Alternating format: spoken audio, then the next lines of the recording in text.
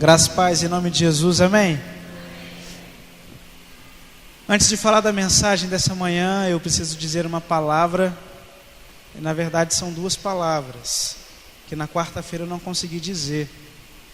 Eu quero pedir muito obrigado a essa igreja e dizer que uma das maiores alegrias dos seres humanos na terra é quando eles amam, e mais ainda quando eles têm o amor deles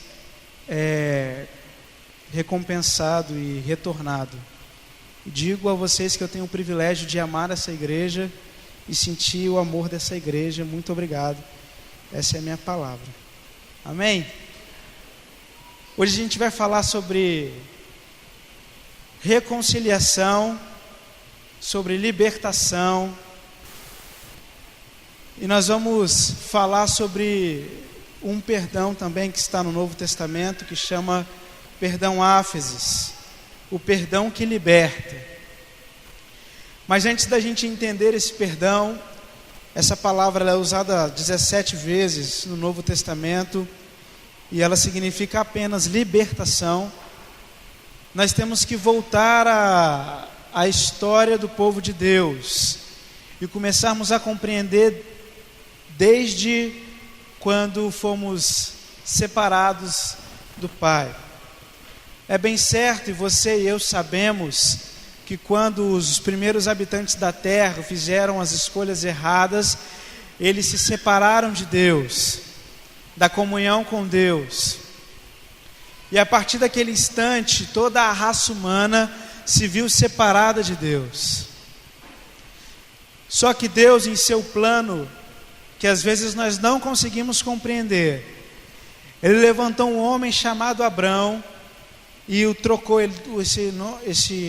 o nome desse rapaz e fez uma promessa para esse rapaz, uma promessa bem conhecida entre os cristãos e também entre os judeus. Diz assim lá em Gênesis 12, versos de 1 a 3: Abrão, saia da sua terra, do meio dos seus parentes, da casa do seu pai, vá para uma terra que eu lhe mostrarei. Farei de você um grande povo e o abençoarei. Tornarei o seu nome famoso, você será uma bênção. Abençoarei os que te abençoarem, amaldiçoarei os que te amaldiçoarem. E por meio de você, todos os povos ou todas as famílias da terra serão abençoadas. Abraão tinha uma promessa sobre ele de crescimento e também de que através dele e do povo que nasceria dele, todas as famílias da terra seriam abençoadas. Você, bem como eu, recorda do que aconteceu na história desse povo.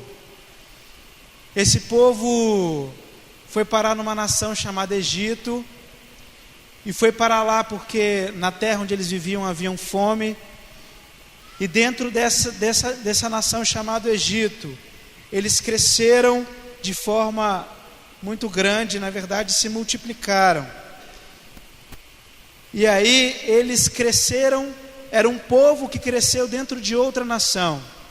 E como eles eram muito poderosos, a história registra que o rei, o faraó, resolveu escravizá-los para diminuir o poderio daquele povo. Diante desse sofrimento, dessa escravidão, Deus olha para o seu povo e escolhe e elege um rapaz chamado Moisés. E Moisés então é elegido para libertar esse povo. E você, bem como eu, sabem que essa história foi muito emblemática, que o faraó não quis libertar o povo, então Deus manda as 10 pragas que sucedem à libertação. E eu quero frisar aqui a 10ª praga e o que acontece antes dessa 10ª praga para a gente falar de libertação. A 10ª praga era simplesmente que Deus iria mandar um anjo que iria ceifar a vida dos filhos primogênitos dos egípcios. E neste episódio, Deus institui uma festa em Israel, uma cerimônia que chama Páscoa, a festa da passagem, em que o povo deixaria de ser escravo e começaria a ser liberto. E essa Páscoa, essa cerimônia, ela tinha algumas propriedades. A primeira delas é que os judeus eles não podiam comer, só podiam comer pão sem fermento. E aí cada família deveria sacrificar um cordeiro sem defeito, e esse cordeiro deveria ser assado, comido, junto com as ervas amargas, e o sangue desse cordeiro deveria ser passado nas portas, para que quando o anjo da morte passasse, não entrasse na casa desses israelitas. E aí, essa celebração da Páscoa, ela tem alguns significados, são 4: escravidão, libertação, cordeiro e reino de Deus. Na verdade, essa Páscoa já estava sinalizando o que viria após, que era o nascimento de Jesus Cristo. Um dia Deus prometeu a um rapaz que ele seria um grande povo e que desse povo todas as nações da terra seriam abençoadas. Quando Deus institui uma festa em que o ápice dessa festa, o ápice dessa cerimônia é a libertação de um povo, para que esse povo tenha uma própria terra, ele estava dizendo e proclamando desde já o nascimento de Jesus Cristo. Hoje nós iremos falar do perdão que está no Novo Testamento, mas para que nós possamos entender ele, precisávamos passar por tudo isso. Fazer a nação de Israel próspera, dar a ele uma terra, era, na verdade, dizer que o Messias iria nascer daquele povo e iria abençoar todos os povos da terra. Eu convido você a abrir a sua Bíblia no Evangelho segundo Mateus, capítulo 26, a partir do verso 26, que a gente encontra a palavra áfeses.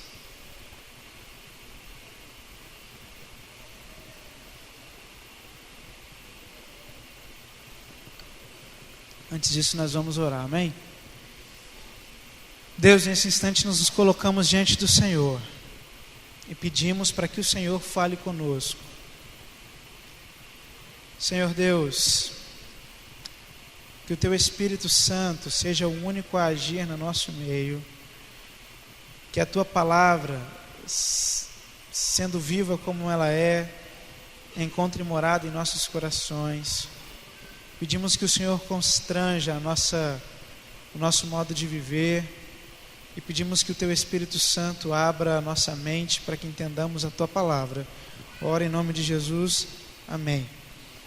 Diz assim, Mateus 26, a partir do verso 26. Quando estavam comendo, Jesus pegou o pão, deu graças a Deus. Depois partiu o pão e o deu aos discípulos, dizendo: peguem e comam, isto é o meu corpo. Em seguida, pegou o cálice de vinho e agradeceu a Deus. Depois passou o cálice aos discípulos: bebam todos vocês, porque isto é o meu sangue, que é derramado em favor de muitos, para o perdão de pecados. O sangue que garante a aliança feita por Deus com o seu povo. Eu afirmo a vocês que eu nunca mais beberei deste vinho, até o dia em que beber com vocês um vinho novo no reino do meu Pai. O que acontece aqui é que Jesus Cristo ele estava celebrando com os seus discípulos a Páscoa. E os judeus eles tinham o costume de celebrar a Páscoa, porque era uma data muito especial para eles. Era a data em que eles celebravam a libertação que eles tiveram de uma escravidão que foi muito pesada. E Jesus Cristo, como nasceu judeu, hebreu, ele tinha que celebrar essa Páscoa. Ele então leva os seus discípulos a um lugar, a preparar um lugar, e ele, portanto, vai celebrar a Páscoa. A Páscoa dos judeus, ela tinha a ver com escravidão, libertação, um cordeiro e o reino de Deus. Só que neste dia, neste instante, Jesus Cristo ele inaugura um novo sentido para a Páscoa. E nós vemos algumas diferenças entre a Páscoa em que eles celebravam e a Páscoa que Jesus Cristo começa a celebrar a partir de agora. A Páscoa judaica, ela era uma celebração entre Deus e um povo, que eram os judeus. A Páscoa de Cristo, ela é a celebração entre Deus e toda a humanidade. A Páscoa judaica era a celebração de uma libertação política, onde os israelitas deixariam de ser escravos de um povo e possuiriam uma nova terra. A Páscoa de Jesus Cristo traz à memória a celebração e a libertação espiritual. A Páscoa dos judeus, eles tinham a celebração que visava a constituição de um novo Estado, um Estado-nação, uma região onde um novo povo ia morar. A Páscoa de Cristo está baseada na celebração do reino de Deus e não de um lugar específico. E por último, a Páscoa dos judeus estava baseada no sangue de um animal puro, e a Páscoa de Jesus Cristo estava baseada no seu próprio sangue. O perdão que liberta, querido, é uma necessidade. E desde quando nós nos separamos de Deus através das nossas escolhas, Deus, Ele vem em busca do seu povo, e vem em busca dos homens. E Ele nos ensina que o perdão que liberta é uma necessidade, mas esse perdão que liberta é apenas o começo de uma nova vida. E é sobre isso que iremos falar nessa manhã. Perdão áfesis é o perdão que liberta. E esse texto que nós lemos, nós temos alguns ensinamentos. O primeiro deles é que o perdão que liberta é um convite para uma nova vida. Olha o que diz o texto, Mateus 26, 26. Enquanto estavam comendo, Jesus pegou o pão e deu graças, depois partiu o pão e deu aos seus discípulos, dizendo: pegam e comam, porque isto é o meu corpo.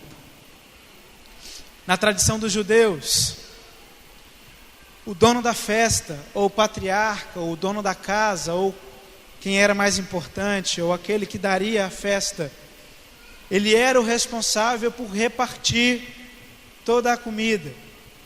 E diz a tradição judaica que antes de tudo isso ele tinha que dar graças.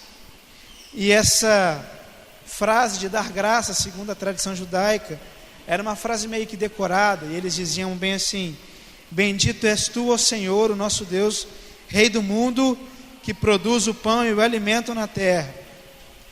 Só que Jesus Cristo, além de dar graças, como está escrito aqui no texto, ele falou uma frase nova.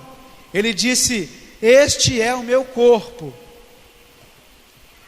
Mas o que Jesus Cristo estava fazendo quando ele repartia o pão, ele estava fazendo referência a uma tradição judaica, de que o mestre, aquele que é mais importante, estava convidando os outros da casa, ou os outros da mesa, a celebrar uma festa.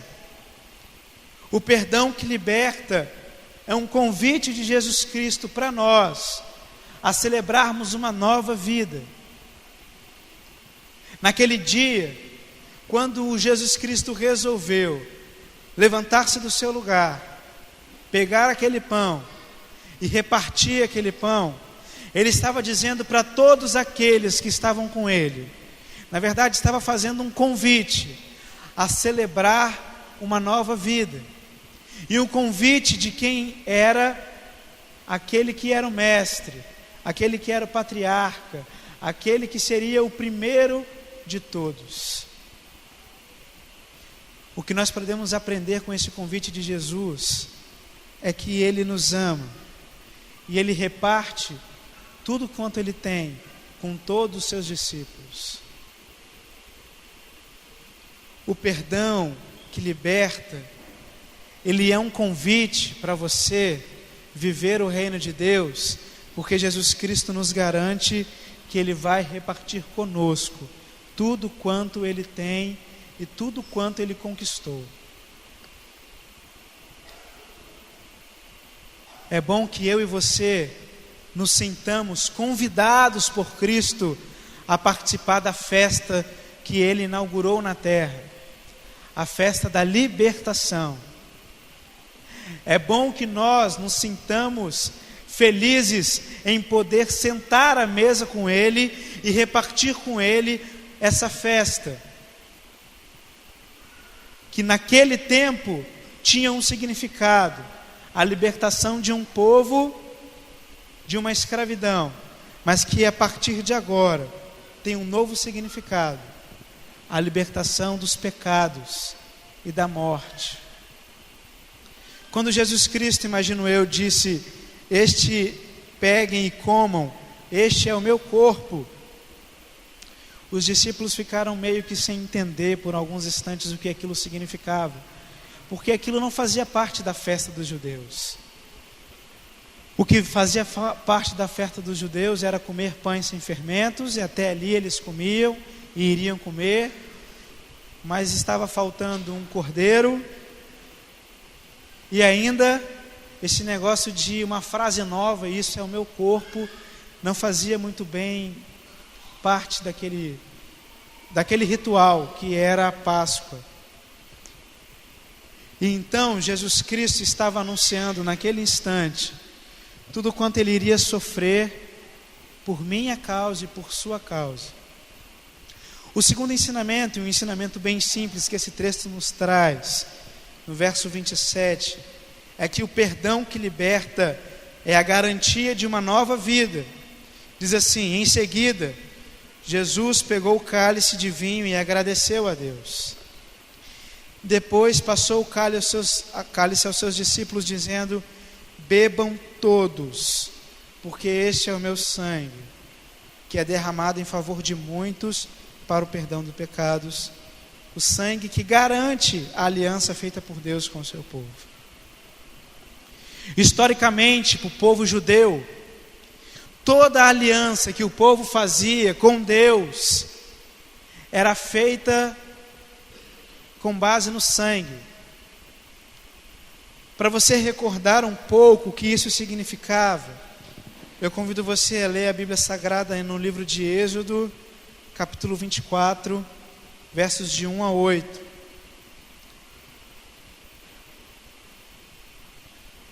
Para você entender o que significava para aquele povo uma aliança, e mais, o que significava uma aliança selada com sangue.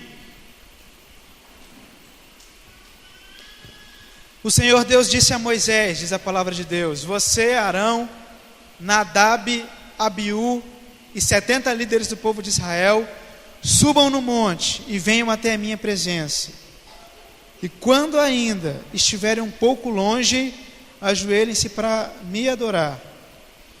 Se você, Moisés, só você, Moisés, chegará perto de mim, os outros não, o povo não deverá subir.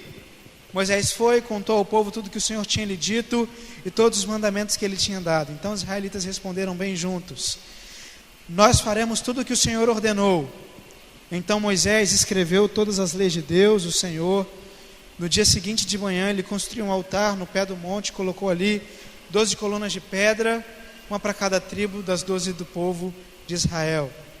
Aí Moisés mandou que alguns moços queimassem animais em sacrifício ao Senhor e matassem touros como oferta de paz.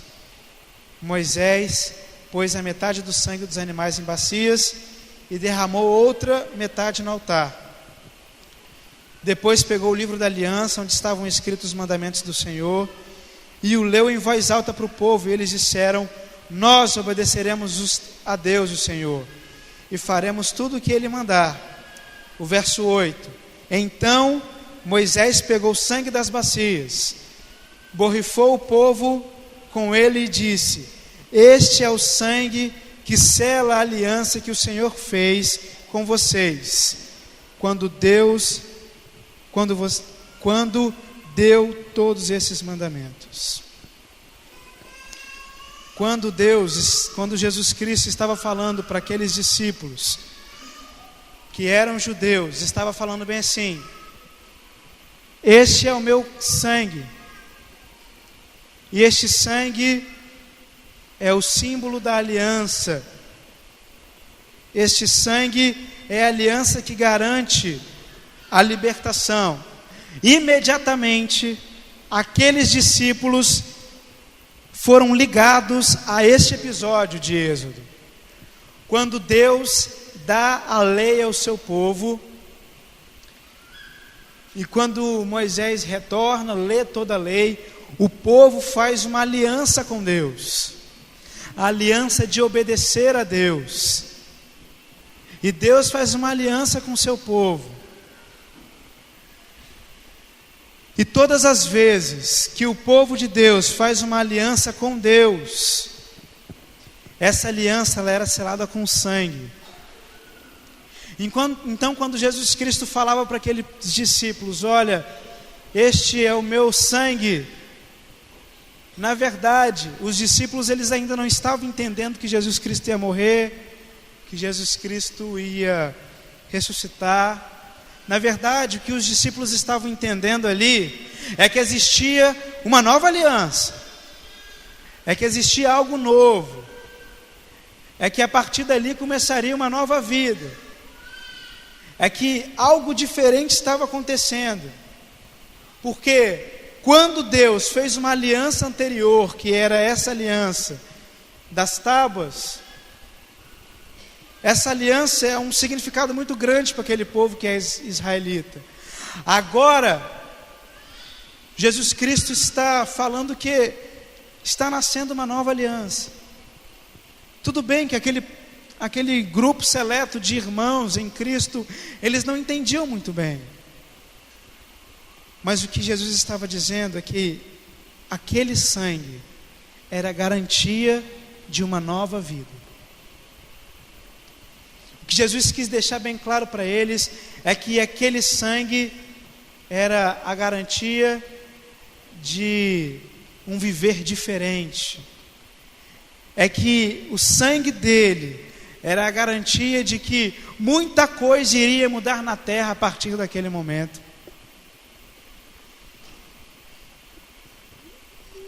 E então, nós que somos discípulos de Jesus e que entendemos, na verdade, agora o que ele quer dizer com este é o meu sangue e este sangue é a aliança, nós precisamos ser imensamente gratos e imensamente felizes, porque nós compreendemos o que significa esse sangue.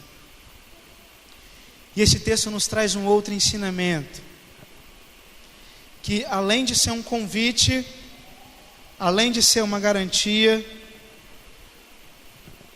esse perdão que liberta é a esperança de uma nova vida. Diz assim o verso 29: eu afirmo a vocês que nunca mais beberei deste vinho, até o dia em que beber com vocês um vinho novo no reino do meu Pai. Quando Jesus Cristo disse isso, a gente é levado a entender que precisamos ter esperança daquilo que virá. E essa esperança, ela só virá se nós entendermos o convite de Jesus, se nós entendermos o que significa essa garantia de uma nova vida. Essa esperança, ela só está no coração daqueles que entendem o perdão que liberta. E o livro de Hebreus, a carta aos Hebreus, no capítulo 9, ela traz dois versículos que eu queria destacar, o 22 e o 28.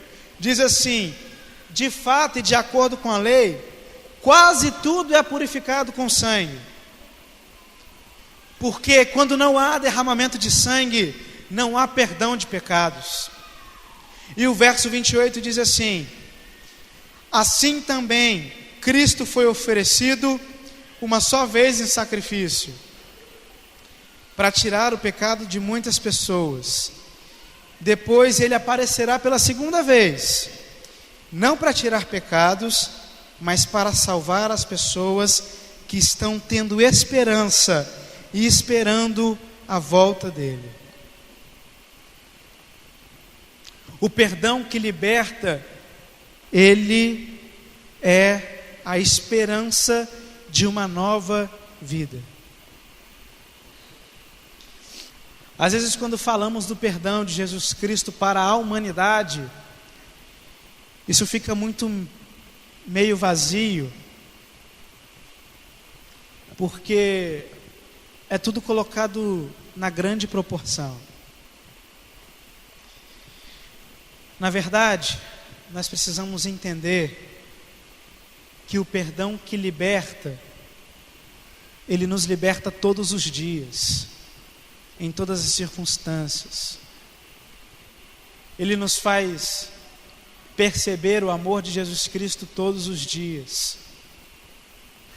Jesus Cristo aqui institui uma nova Páscoa, aquela que celebra não a libertação de uma escravidão política e econômica, mas uma escravidão do pecado. Jesus Cristo aqui estabelece uma nova Páscoa, e Ele faz nos entender o que é se entregar pelo outro, doar-se pelo outro. Jesus Cristo, com a sua missão de perdoar os homens, Ele nos deixa ensinamentos fantásticos. E Ele nos deixa alguns ensinamentos para o nosso relacionamento com o outro, acerca desse perdão que liberta. O primeiro deles é que nós devemos ser sempre um convite aberto ao perdão. Às vezes nós somos magoados, somos machucados, muitas vezes humilhados, e por conta disso, nós não levamos à pessoa que nos humilhou, nos machucou, um convite para o perdão. O que Jesus Cristo quer é que nós sejamos como Ele, e que nós sempre convidemos o próximo ao perdão. Portanto, a ação do perdão parte de você que é cristão e de você que entende o perdão áfesis, o perdão que liberta. O que Jesus Cristo ensina também acerca do nosso perdão interpessoal é que esse perdão, de quando você está convidativo a Ele, Ele é a garantia de uma vida de paz, de uma nova vida. E por quanto tempo eu vejo pessoas vivendo de modo triste, famílias separadas, porque não tem a garantia de viver em paz mais, porque não existe o perdão que liberta. O que Jesus Cristo quer na nossa relação interpessoal é que nós vivamos os nossos dias com esperança. E talvez você é um daqueles que não tem mais na sua vida expectativa de melhora. E tudo o que você está vivendo vai melhorar. Na verdade, só existe libertação porque existe prisioneiros. E nós éramos escravos do pecado. E agora somos libertos por esse perdão. Mas às vezes, na nossa relação interpessoal, nós fazemos o outro escravo, ou ainda somos escravos de algumas situações. O que Jesus quer também é nos libertar e nos encher de esperança. Um dia, um rapaz olhou para Jesus e falou bem assim: ali está vindo o Cordeiro, que acaba com os pecados. Um dia, quando Jesus estava na terra, as pessoas olhavam para ele e percebiam nele a libertação. E nós, parece que perdemos essa sensibilidade de olharmos para a cruz e para o céu e percebermos libertação. Jesus, ele não nos libertou do pecado e da morte para vivermos uma vida medíocre na terra. Ele nos libertou com o perdão que liberta para sermos verdadeiramente livres. E ser verdadeiramente livre significa entender o perdão e dar o perdão. Nesse momento, antes da gente passar a celebração da ceia, eu queria levar você a uma reflexão. Jesus Cristo, ele veio ao mundo para mudar a história. E olha como ele mudou a história. Ele mudou os significados de festas importantes. Ele mudou histórias. Ele libertou as pessoas. E ele nos quer libertos.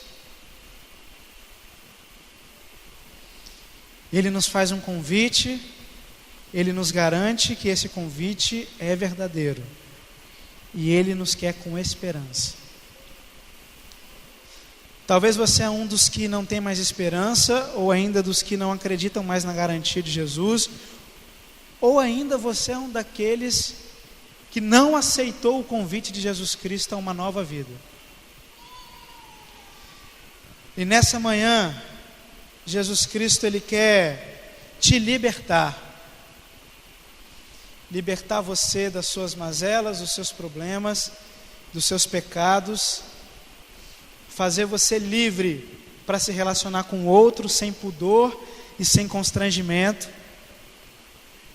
E portanto, antes de participarmos da ceia, que é o memorial que ele instituiu neste dia em que ele estava mudando o significado da Páscoa, nós vamos fazer uma reflexão.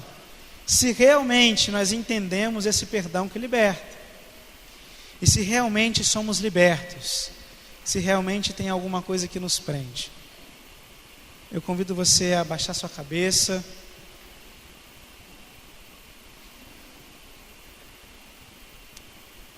a orar.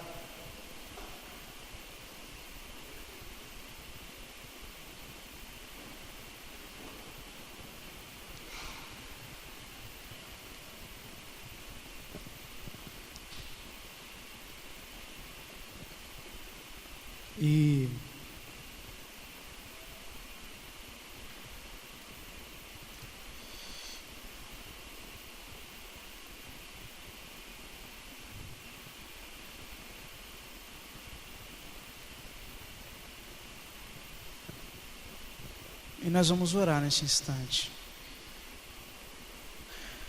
Porque é muito triste a gente viver na igreja e não entender o perdão que liberta. Talvez a sua família esteja vivendo uma prisão, porque você não celebra na sua casa o perdão que liberta. Talvez você esteja aprisionado em alguma situação, com alguma pessoa, porque você ainda não celebrou na sua vida o perdão que liberta. E nós vamos orar por isso. Senhor Deus, neste instante, primeiro queremos agradecer por sua disposição em nos salvar. Não há um amor maior do que aquele que se entrega em prol dos outros, que às vezes não dão valor a este amor. Senhor Deus, de fato, às vezes a gente não entende o que é ser liberto. e de fato nós trocamos nossa liberdade por uma vida medíocre, e vemos a nossa vida voltar a ser escravizada, vemos as nossas famílias voltarem a terem seus problemas muito graves. Senhor Deus, mas muito obrigado, porque por intermédio de Jesus Cristo o Senhor nos convida a viver a liberdade. E mais do que convidar, o Senhor garante que viveremos essa liberdade. E ainda por ser um Deus fantástico, o Senhor nos dá a esperança de que a nossa liberdade um dia será completa e perfeita. Senhor Deus, restaura as vidas dessa igreja que precisam ser restauradas por libertação. Oro em nome de Jesus Cristo. Amém.